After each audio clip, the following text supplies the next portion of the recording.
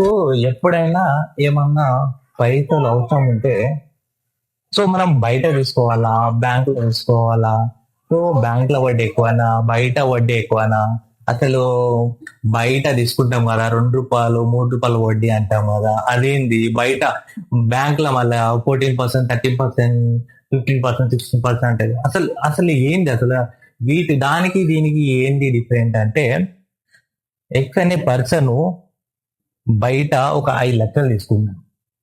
5 లక్షలు అంటే ఆయనకు ఒక 5 లక్షలు రిక్వైర్మెంట్ ఉంది. అది ఎన్ని సంవత్సరాలు? 5 సంవత్సరాల కోసం.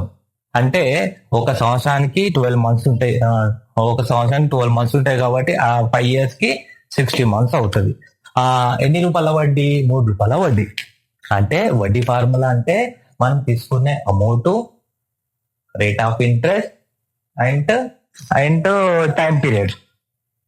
అంటే మనము ఎంత రిక్వైర్మెంట్ ఉన్నది? మనకు 5 లక్షలు రిక్వైర్మెంట్ ఉన్నది. ఎంత పర్సెంటేజ్? ₹3 వడ్డీ. ₹3 అంటే ఎన్ని నెలలు? 60 months by 100. So formula calculation చేస్తే మొత్తం మీద 9 లక్షలు అయితే, అంటే మనము బయట తీసుకుంటే వడ్డీ 9 లక్షలు అవుతుంది. అంటే టోటల్ మనం ఏంటంటే, మనము బయట ఒక 5 లక్షలు తీసుకున్నాం కాబట్టి వడ్డీ ఏమో 9 లక్షలు, మొత్తం మీద 14 lakhs అవుతుంది. మన 5 సంవత్సరాలకి టోటల్ గా మనం 14 lakhs కట్టాలి. అదే ఒకవేళ బ్యాంక్ లా ఎక్కనే పర్సన్ ఒక 5 లక్షలు తీసుకోవాలి అంటే టైం పీరియడ్ ఎంత? 5 years. రేట్ ఆఫ్ ఇంట్రెస్ట్ ఎంత అంటే 14% పడుతుంది అనుకో. So 5 lakhs into 14% into 5 years by 100. అప్పుడు వడ్డీ అంటే 3,50,000 అవుతుంది అన్నట్టు. సో ఇప్పుడు బ్యాంక్ వాళ్ళు ఏం చేశారంటే, ఈఎంఐ విధంగా మనం అమౌంట్ పే చేస్తాం కాబట్టి రెడ్యూసింగ్ బ్యాలెన్స్ ప్రకారం ఈఎంఐ అనేది ఫార్ములా ప్రకారము మొత్తం మీద 5 సంవత్సరాలకి ₹1,98,220 కడతాం. అంటే టోటల్ అమౌంట్ ₹6,98,220 అనేది కడతాం.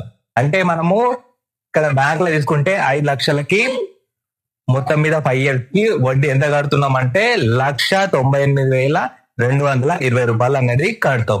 సో ఇక్కడ అనేది 14 అంటే దాదాపు 9 లక్షలు కడుతున్నాం. ఇక్కడ 1,98,000 చిల్లర అనేది కడుతున్నాం. సో ఫర్ ఈఎంఐ ప్రకారం పోతుంది కాబట్టి. సో ఇక్కడ రెడ్యూసింగ్ బ్యాలెన్స్ అంటే ఏంటి అంటే, ఫర్ ఎగ్జాంపుల్ 5 లక్షల అమౌంట్ తీసుకున్నాం అనుకో, 1,00,000 కట్టినాం. ఇక్కడ బయట ఏం తీసుకుంటావు? 5 లక్షలు తీసుకుంటే ఫస్ట్ నుంచి 5 లక్షలకే ఇంట్రెస్ట్ తీసుకుంటాడు కాబట్టి దానికి ఇక్కడ 9 లక్షల దాకా అయిపోయింది.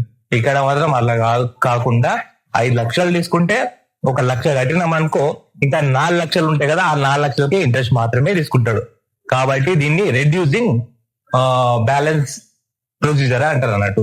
దీని ప్రకారమే ఈఎంఐ క్యాల్కులేషన్ చేసి దాన్ని పర్ మంత్ గా ఈఎంఐ అమౌంట్ అనేది కడతాం అన్నట్టు.